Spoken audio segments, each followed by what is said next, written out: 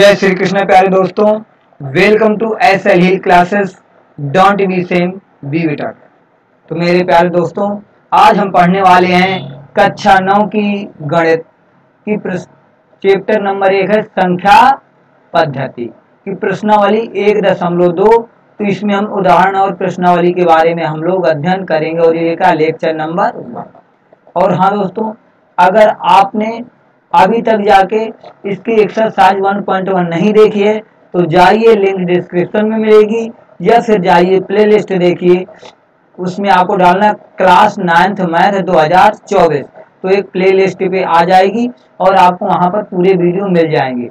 और हाँ दोस्तों, हम कुछ वजह से हम वीडियो इसमें नहीं अपलोड कर पाए, लेकिन अब आपको रेगुलर इसमें वीडियो मिलने वाले हैं। तो इसमें आपको मिलने वाली है कक्षा 9, 10, 11, 12 की मैथ की वीडियो, और कक्षा 11, 12 के केमिस्ट्री के वीडियो, और कक्षा 9, 10 के साइंस के वीडियो। तो प्लीज आप लोग जाइए, लोगों को शेयर करिए, और आपने अगर अभी तक हमारे चैनल को सब्सक्राइब नहीं किया है तो प्लीज कर लीजिए, क्योंकि दोस्तों एक वीडियो बनाने में बहुत मेहनत लगती है।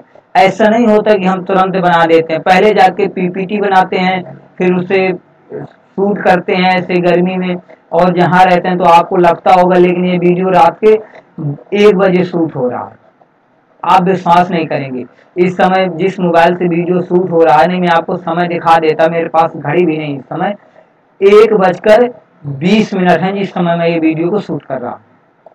तो देखिए दोस्तों, आपके लिए हम लोग इतनी मेहनत करते हैं, तो हमें आपसे कुछ नहीं चाहिए, एक सब्सक्राइब चाहिए, और इसे लोगों के साथ शेयर करिए ज़्यादा से ज़्यादा अधिक, ठीक है ना। तो आइए चलिए वीडियो शुरू करते हैं। दोस्तों देखिए, हमारा क्या सीखना है, अपरिमेय संख्याएं। और हाँ, इसके पहले अगर आपने वीडियो नहीं देखे हैं तो हम आपको बता दें, हम ऊपर आपको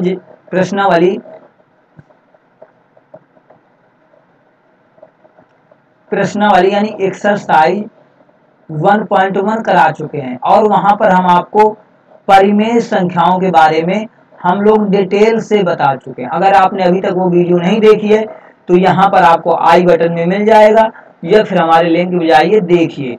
और अगर ये वीडियो आप फेसबुक पेज पर देख रहे हैं तो पेज को फॉलो कर लीजिए। तो आइए देखते हैं अपरिमेय संख्याएं क्या होती हैं। परिमेय संख्याओं का हम अध्ययन कर चुके हैं। तो देखिए क्या है अपरिमेय संख्याएं, कि जो संख्याएं P/Q के रूप में नहीं लिखी जा सकती। समझिए, जो संख्याएं P/Q के रूप में नहीं लिखी जा सकती उन्हें हम लोग क्या कहते हैं, अपरिमेय संख्याएं कहते हैं। और दोस्तों, जो संख्या P/Q के रूप में लिखी जा सकती है वो क्या कहलाती है, तो दोस्तों वो परिमेय कहलाती है। मेरे प्यारे दोस्तों, मेरे छोटे भाइयों, समझ में आया कि जो संख्या P/Q के रूप में नहीं लिखी जा सकती उन्हें हम क्या कहते हैं, अपरिमेय संख्याएं कहते हैं। जहां P या Q क्या होते हैं, पूर्णांक होते हैं, और Q ≠ 0 हो।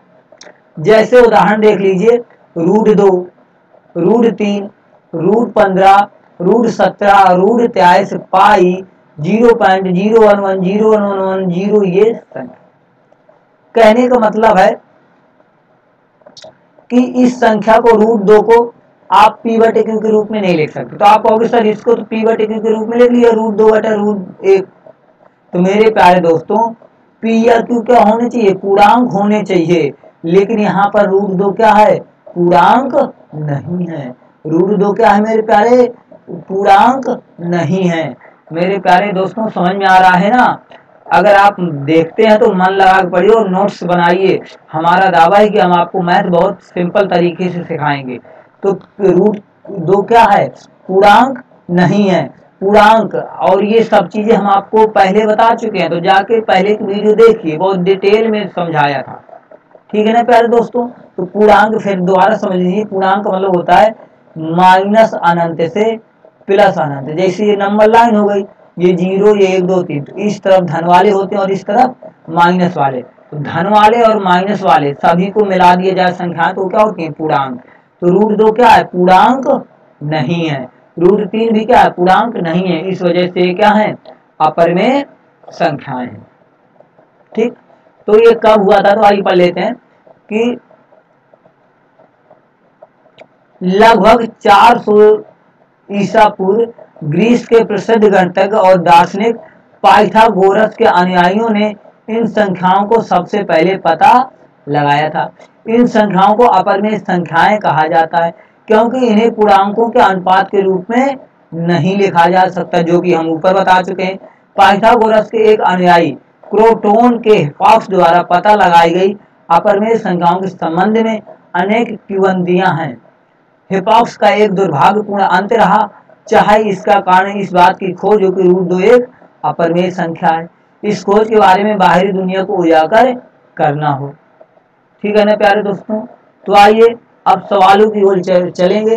तो क्या कह रहा है कि संख्या रेखा पर √2 का निर्धारण कीजिए। तो देखिए, अगर हम कहें कि एक ये संख्या है, ठीक, और इस प्रकार 0, 1, 2, 3 इस तक -1, -2 कहाँ तक जाएगा, अनंत तक। यहाँ कहाँ तक जाएगा, -1 का अनंत तक। हम कहेंगे √2 को निर्धारित करो, तो √2 ये है। अगर हम कह दें कि √2 को निर्धारित करना है, तो √2 तो ये है, तो क्या बन जाएगा, ले संख्या रेखा पर निर्धारित हो गया।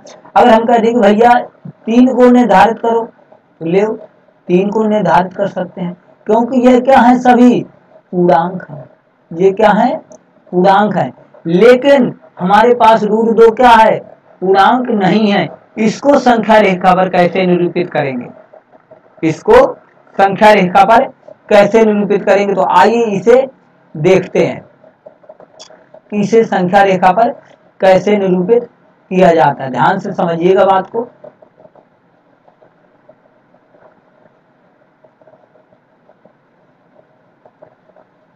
तो सबसे पहले क्या करना होता है, हमें एक संख्या रेखा बनानी होती है। ठीक, ये क्या हो जाएगा, 0, 1, 2, 3 डैश डैश डैश अनंत। यहाँ पर क्या हो जाएगा, -1 और -2 डैश डैश -अनंत। तो दोस्तों, अगर हमें संख्या रेखा पर निरूपित करना है, तो सबसे पहले क्या करते हैं, यहाँ पर जितना ये दूरी है, ये कितनी है, यहाँ से 1 है ना, तो एक दूरी हम क्या करते हैं, ऊपर मान लेते हैं। यहाँ से यहाँ तक की दूरी 1 है, और इस दूरी को भी हम लोग क्या करते हैं, 1 मान लेते हैं। ठीक, 1 मान लिए, ये दूरी क्या है, 1, और ये भी दूरी क्या है, 1। तो अब हम लोग पाइथागोरस प्रमेय जानते हैं, आपने सीखा होगा। पाइथागोरस प्रमेय क्या होती है, कर्ण का स्क्वायर बराबर लंब का स्क्वायर प्लस आधार का स्क्वायर। तो देखिए, ये क्या है हमारा, इसे हम लोग कहते हैं आधार। तो कर्ण का स्क्वायर तो हमें पता नहीं है, तो कर्ण का स्क्वायर हमको निकालना है। और इसको क्या कहते हैं, लंब। तो लंब का स्क्वायर हो जाएगा 1 का स्क्वायर। आधार कितना है हमारा, 1, तो क्या बन जाएगा, 1 + 1 यानी 2। अब ये कर्ण में क्या लगा है, स्क्वायर लगा है। अब हम केवल कर्ण का मान निकालें, क्या निकालें, और इनको आपस में मिला दिया जाता है। ठीक है ना। तो अगर हम कर्ण निकालें, तो ये जो स्क्वायर है इधर आएगा, तो क्या लग जाएगा, √2। तो ये संख्या क्या बन गई, √2। तो अब यहाँ पे हमें क्या करना होता है, ध्यान से बात समझिएगा। कैसे निर्धारित करोगे बस हो चुका। यहाँ पर, यहाँ से दूरी यहाँ तक परकाल में नापनी, ये वाली दूरी और ये वाली, और इस तरीके से एक चाप लगा देना है।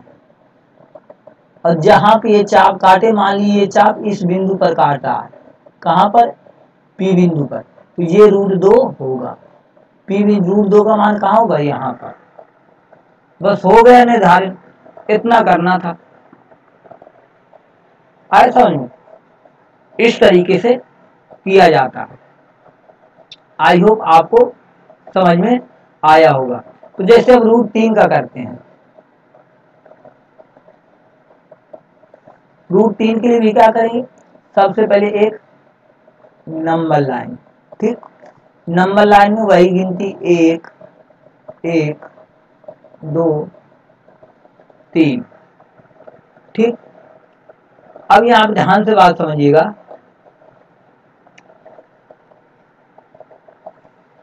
तो अब हम लोग क्या करेंगे, यहां पर ये दूरी को क्या मान लेंगे, एक, तो एक हम क्या करेंगे ऊपर खिंचा लेंगे, सॉरी लाइन,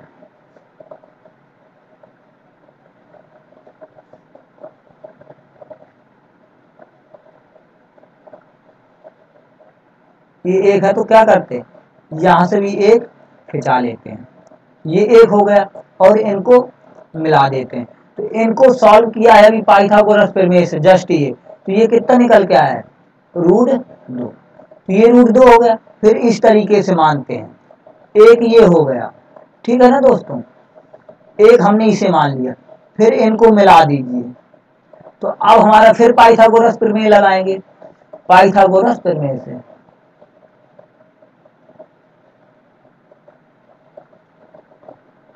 प्रमेय से, तो पाइथागोरस प्रमेय में अब आधार क्या बना हमारा, आधार हमारा है अब √2, आधार क्या है, √2 है, तो लिखेंगे वही कर्ण हमें निकालना है, तो होता है कर्ण का स्क्वायर बराबर आधार का स्क्वायर प्लस लंब का स्क्वायर, तो आधार कितना है, √2 का स्क्वायर हो जाएगा, लंब कितना है, 1 का स्क्वायर हो जाएगा, √2 का स्क्वायर का मतलब 2, 1 का स्क्वायर 1, तो 2 1 3, तो कर्ण का स्क्वायर कितना निकला 3, तो कर्ण बराबर कितना निकल आएगा √3, यानी ये क्या बन गया √3। यहां से क्या करेंगे मिला देंगे, तो जहां पर आके ये मिलेगा, यहां पर आके मिलेगा, आपको परकाल से मिलाना है, यहां से लेके ये दूरी नाप लेनी है और फिर परकाल को मिलाना है, जहां पर मिल जाए, जैसे यहां पर मिल गया तो ये P बिंदु हो गया और ये क्या बन जाएगा √3। इस तरीके से सॉल्व कर लेते हैं। तो आइए अब देखते हैं प्रश्नावली 1.2। तो क्या कह रहा है कि नीचे दिए गए कथन सत्य हैं या असत्य, कारण के साथ अपने उत्तर दीजिए। बताना है प्रत्येक अपरिमेय संख्या एक वास्तविक संख्या होती है, प्रत्येक अपरिमेय संख्या एक वास्तविक संख्या होती है। तो जानते हैं हम लोग कि जो वास्तविक संख्याएं होती हैं वो किनसे मिलकर बनी होती हैं, वो परिमेय और अपरिमेय से मिलकर बनी होती हैं।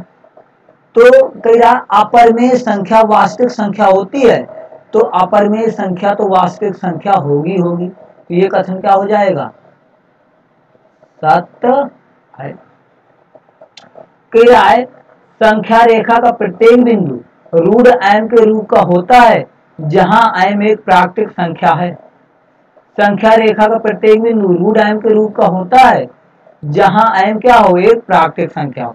तो आइए समझते हैं, असत्य होगा ये कथन, 0 1 2 3 4 5 6, हमने लिखा तो 3 4 5 6, तो कई सभी को √m के रूप में लिखना है, एक हो गया, चलिए √2 हो गया, √3 √4, जब √4 को सॉल्व करेंगे तो 2 आ जाएगा, √4 को सॉल्व करेंगे तो कितना आ जाएगा 2 आ जाएगा, तो प्रत्येक बिंदु √2m का कहाँ होता है, तो इस वजह से ये कथन क्या हो जाएगा असत्य हो जाएगा। अगला क्या है, प्रत्येक वास्तविक संख्या एक अपरिमेय संख्या होती है। तो जो वास्तविक संख्या होती है वो क्या होती है, वो परिमेय भी होती है और वो अपरिमेय भी होती है। वो केवल अपरिमेय भर नहीं होती, वो परिमेय भी होती है, इस वजह से ये कथन क्या हो जाएगा असत्य। आई होप आपको ये समझ में आया होगा।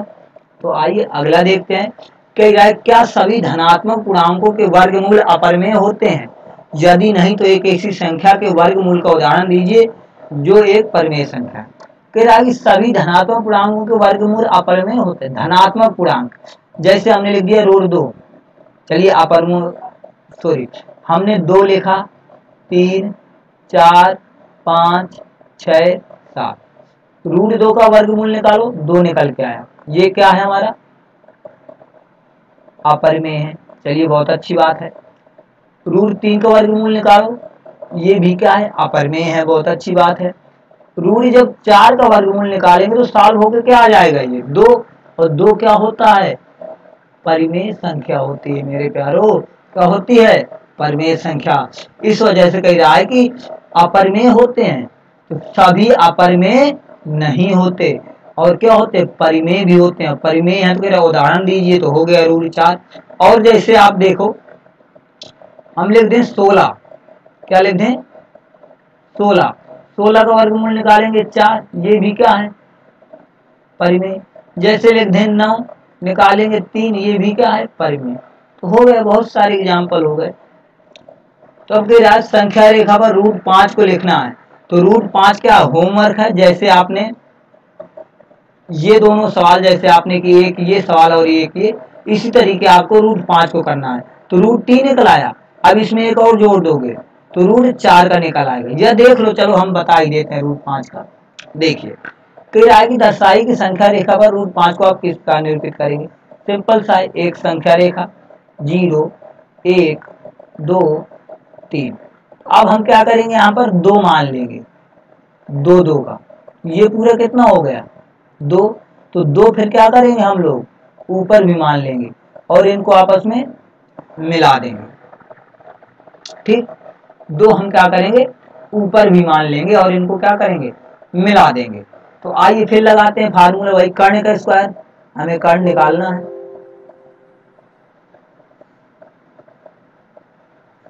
सॉरी, क्या करेंगे? हमको कर्ण का स्क्वायर बराबर क्या होता है? लंब का स्क्वायर प्लस आधार का स्क्वायर। तो कर्ण हमें निकालना है, तो लंब कितना दिया? 2, 2 का स्क्वायर हो जाएगा। आधार कितना? 2 का स्क्वायर 4 हो जाएगा। 2 दूना 4 प्लस 2 दूना 4, 4 4 क्या हो गया? 8। हमें 5 निकालना है ना। तो देखिए 5 थोड़ा देखिए 5 हमें निकालना था, हम थोड़ा मिस्टेक कर गए, हमने ध्यान नहीं दिया। 5 निकालना है ना, तो क्या करेंगे?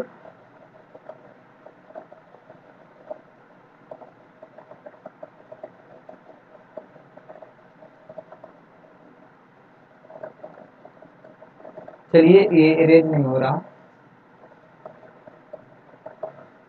तो यहाँ पर जो हमने ये 2 नहीं मानना, हमें यहाँ पे क्या मानना है? 1 मानना है। ठीक है, यहाँ पे 2 और ऊपर 1। तो लंब कितना है हमारा? लंब कितना बन जाएगा? 1 बनेगा। सॉरी,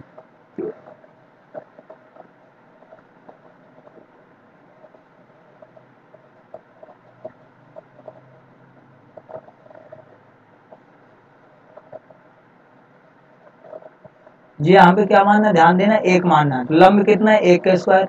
आधार कितना है? 2 का स्क्वायर। तो 1 का स्क्वायर 1, 2 का स्क्वायर 4, 4 1 5। तो कर्ण का स्क्वायर कितना बन गया? कर्ण, तो कर्ण बराबर कितना निकल आएगा? √5। यानी ये क्या बन गया? √5। अब तुम इसे तुम मिलाओगे तो यहाँ पे आके मिल जाएगा ये P बिंदु, और यही क्या है? √5। कितना इजी था। आई होप आपको समझ में आया होगा। तो बस आज की वीडियो में इतना ही रहेगा। अगर आपको वीडियो पसंद आई है तो वीडियो को लाइक करें, शेयर करें, और आपने अगर आपने अभी तक हमारे चैनल को सब्सक्राइब नहीं किया है तो प्लीज़ हमारे चैनल को सब्सक्राइब कर लीजिए। और अगर ये वीडियो फेसबुक पेज पर देख रहे हैं तो हमारे पेज को फॉलो कर लीजिए। हम आपको मिलेंगे एक अगले वीडियो में बहुत ही जल्द। तो नमस्कार, धन्यवाद आपको पूरा वीडियो देखने के लिए। बस लोगों के साथ शेयर करिए और हमें ऐसे ही प्यार देते रहिए। धन्यवाद।